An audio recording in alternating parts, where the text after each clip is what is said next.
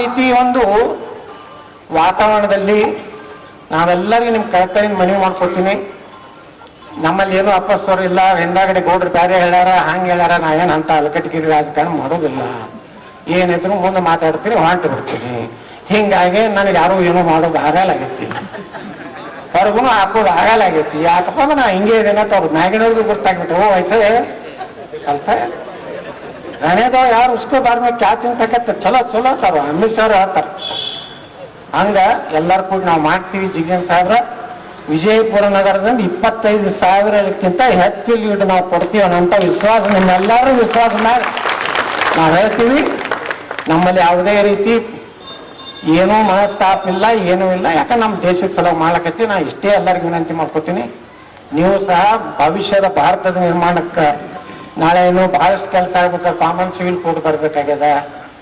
ಅಲ್ಲಿದಿಂದ ಈ ವಕಫ್ ಆಸ್ತಿದ್ರು ಪೂರ್ತಿ ದೇಶನಾಗಿರುವಂಥ ವಕಫ್ ಆಸ್ತಿಗಳನ್ನು ಹೆಂಗೆ ಕಾಶ್ಮೀರ 370 ನಾವು ತೊಗೊಂಡಿವಲ್ಲ.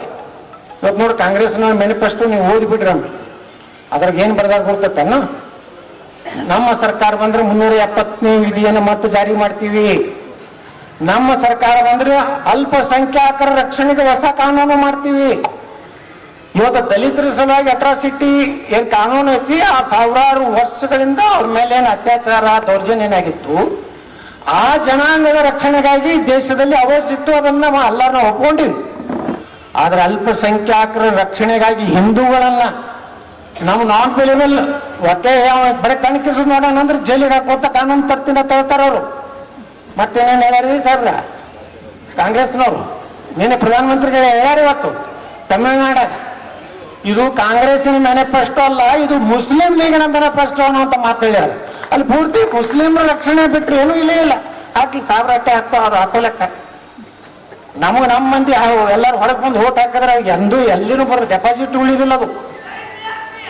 ಯಾಕಂದ್ರ ಜೈ ಮೋದಿಜಿ ಅಂದ್ರಪ್ಪ.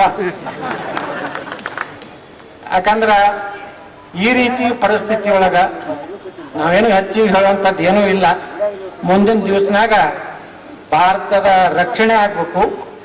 ಆ ಉದ್ದೇಶದಿಂದ ನಾವೆಲ್ಲರೂ ಕೂಡಿ ನಮ್ಮೇನು ಕಾರ್ಯಕರ್ತರು, ಇಲ್ಲೇನು ಕಾರ್ಯಕರ್ತರು ಬೇರೆ ಮತದಾರರು ಬೇರೆ ಇಲ್ಲ. ಮನೆಗೆ ಎಲ್ಲಾರು ಕಾರ್ಯಕರ್ತರು ಇದ್ರಿ, ಎಲ್ಲಾರು ಮತದಾರರೇ. ಬಿಜೆಪಿ ಕಾರ್ಯಕರ್ತರು ಇದ್ರಿ, ಬಿಜೆಪಿ ಕಾರ್ಯಕರ್ತರು ಮತದಾರ ಇದ್ರಿ. ನಿಮ್ಮ ಶಕ್ತಿ ಏನೇನದಲ್ರು ಶಕ್ತಿ ಕೇಂದ್ರಗಳು, ಯಾವ ಕೇಂದ್ರಗಳು ಬೇಕಾಗಿಲ್ಲ, ಪ್ರತಿಯೊಂದು ಮನೆ ಕೇಂದ್ರಗಳು ಯಾವ ಬಿಜೆಪಿ. ಹಿಂಗಾಗಿ ಎಲ್ಲರೂ ಅವ್ರ ಮನ್ಯಾಗ ಇಲ್ಲಿ ಯಾರು ಸಟ್ಗೋರು ಇಲ್ಲ, ಯಾರು ಇದು ಮಾಡೋರಿಲ್ಲ, ರೊಕ್ಕ ಬೇಡೋರು ಇಲ್ಲ. ಇಲ್ಲೇನು ರೊಕ್ಕ ಖರ್ಚಾಗೋರು ಓಣಿಗಳು ಅಲ್ಲಿವಲ್ಲ ಅಂತಪ್ಪ. ನೀ ಅಂತ ಪುಕ್ಕಡ್ನಾಗ ಆರಿಸಿ ಬಂದಿ. ಒಂದ್ 4-5 ಮಂದಿ ಅದಾರ ನಮ್ಮ ಬಿಜಾಪುರ್ನಾಗ ಪುಕ್ಕಟ್ನಾಗ ಆರಿಸಿ ಬರ್ತಾರ ಅವ್ರು. ಅಲ್ಲೇ ಹೋಗ್ಕೊತಾನ ಕರಡಿ. ನಾನೇ 2 ಲಕ್ಷ ರೂಪಾಯಿ ಕೊಟ್ಟು 2 ಲಕ್ಷನೂ 3 ಲಕ್ಷ ಕೊಟ್ಟೀನಿ. ಕೊಟ್ಟಿನಿ 70,000 ಖರ್ಚು ಮಾಡಿ 2-30 ಇಟ್ಕೊಂಡು. ಮತ್ತೆ ಅದು ಇಲ್ಲಪ್ಪ ಪ್ರೇಮಾನಂದ್ ಬಿರಾದಾರ ನೋಡ್ರಿ. ಅಲ್ಲಿ ಈಗ ಯಾರು ಒಂದು ಲೈಟ್ ಏನಾರ ಆಗೈತಂದ್ರೆ ಲೈಟ್ ಕಂಬ ಹಚ್ಚಿ ಪಾಲ್ ಪ್ಯಾಕ್ ಮಾಡ್ತಾರೆ. ಯಾರು ಕರೆಂಟ್ ಗೈಟ್ ಹೊಡ ಜೆ ಸಿ ಒಳಗೆ ಕೂತು ಅದರಿಂದ ಹಾಯಿಸಿ ಬಲ್ಬ್ ತೆಗಿತು. ಇಲ್ಲ ಮಹೇಶ್ ಹೊಡೆಯಲ್ಲ ಅದಾನ. ಇವೆಲ್ಲ ಪುಕ್ಕಟ್ ಹಾರಿಸಿ ಹೋದಾರೆ ಬಿಜಾಪುರ್ನಾಗ. ನಾನು ಭಾಳ ಖರ್ಚು ಮಾಡಿಲ್ಲ, ನಾನು ಅರ್ಧಂಬರ್ಧ ಪುಕ್ಕಟ್ ಹಾರಿಸಿ ಬಂದಾಗೆ. ಹುಡುಕಿದ ಕಡೆ MLA ಹೋದ್ರೆ ರೊಕ್ಕ ಕೇಳಿದಾರೆ, ನಾವು ನೋಡೋಣ 10 ಎಲೆಕ್ಷನ್ ಮಾಡ್ತೀನಲ್ಪ ಇದ್ರಾಗತ್ತೀನಿ. ಆ ರೀತಿ ಈ ಬಡಾವಣೆಗಳೇನು ಬಿಜಾಪುರ ಅಂದ್ರೆ ಸ್ವಯ ಮನೆ ಎಲ್ಲ ಹೇಳಿದನ. ನಮ್ಮ ಬಿಜಾಪುರ್ನಾಗ ಜನ ಇಟ್ಟು ಒಳ್ಳೆಯವ್ರು ಅದಾರ. ಎಂದೂ ರೊಕ್ಕ ಬಿಡೋದು, ರೊಕ್ಕ ಸಲ ಟರ್ನ್ ಆಗೋದು ಪರ್ನ್ ಆಗೋದು ಏನೂ ಇಲ್ಲ. ಏನು ಟರ್ನ್ ಆಗೋದಿಲ್ಲ, ರಿಟರ್ನ್ ಆಗೋದಿಲ್ಲ. Only BJP. ಇವತ್ತು ನರೇಂದ್ರ ಮೋದಿ ಅವ್ರ ಸಲ ರಮೇಶ್ ಜಿಗ್ಜಿನವ್ರಿಗೆ ನಾಳೆ ಎಷ್ಟನೇ ತಾರೀಕಿಗೆ ನಾಮಿನೇಷನ್ ರೀ? 16ನೇ ತಾರೀಕು. 15ಕ್ಕೆ ನಮ್ಮ ಗದ್ದಿಗೌಡರಿಗೆ ತಲೆ ಹೊಂಟಿವಿ. 16ನೇ ತಾರೀಕಿಗೆ ಹೆಚ್ಚಿನ ಸಂಖ್ಯೆ ಬಿಜಾಪುರ ಮಂದಿನ ಕೂರಿಸ್ತಾರೆ ಅಂದ್ರೆ ಹಂಗೆ ಕೊಡ್ತೀನಿ. ಯಾಕಂದ್ರೆ ನಾನು ಮಂದಿನ ಕೊಡ್ಸಿಲ್ಲ ಮೊನ್ನೆ.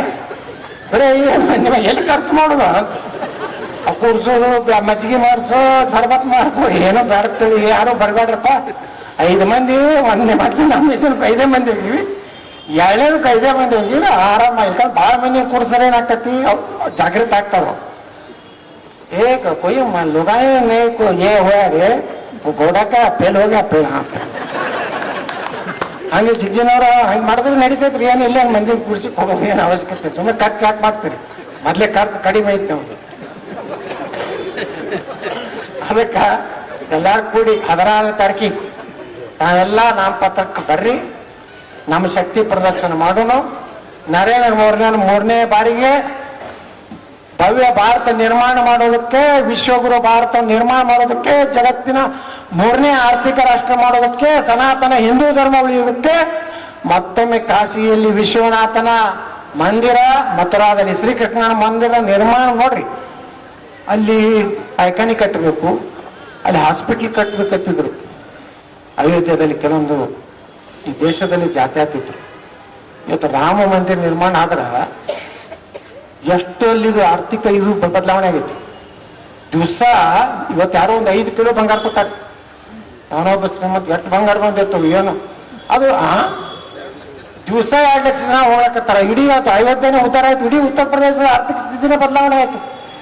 ಅದಕ್ಕೆ ಮಂದಿರ ಕಟ್ಟೋದ್ರಿಂದ ದೇಶದಲ್ಲಿ ಬದಲಾವಣೆ ಆಗ್ತಿತ್ತು ಅನ್ನೋದಕ್ಕೆ ರಾಮ ಬಂದು ಕೊಡ್ತಾನೆ.